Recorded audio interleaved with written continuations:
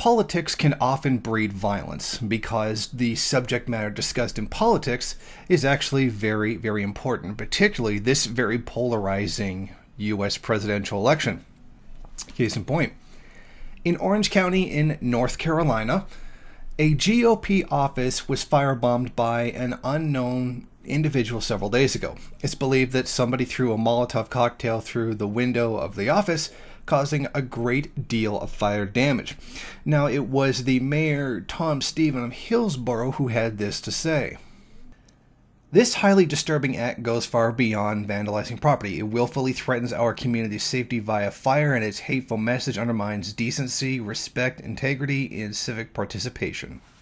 Well, that last bit kind of doesn't really matter after Donald Trump's mouth. But it's true, this is politically motivated violence, which would technically count, according to the Department of Homeland Security, as an act of terrorism. Now, who do I think did it?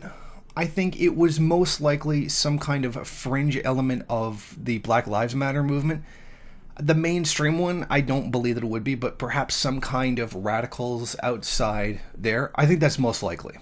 That is, of course, assuming that other rightists didn't do this. I frankly don't think that they did, but it is a possibility. I think this most likely came from black radicals, who probably very loosely associated with Black Lives Matter.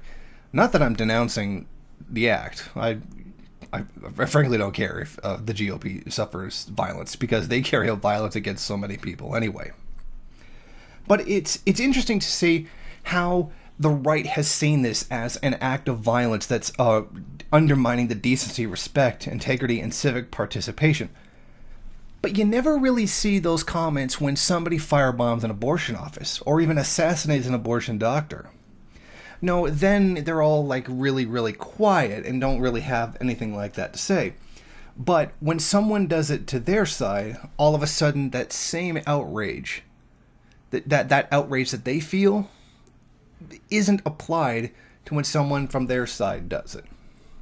So it's just really interesting to point that out, and that this could be something that would possibly be a catalyst for larger political violence in the United States in the future, particularly as we get closer to the U.S. federal election. Thank you for watching. If you like this program, then please head over to my Patreon page and set up a monthly donation. It's your donations that keep this program running. Also, if you would like, please rate, comment, subscribe, and share in various social media.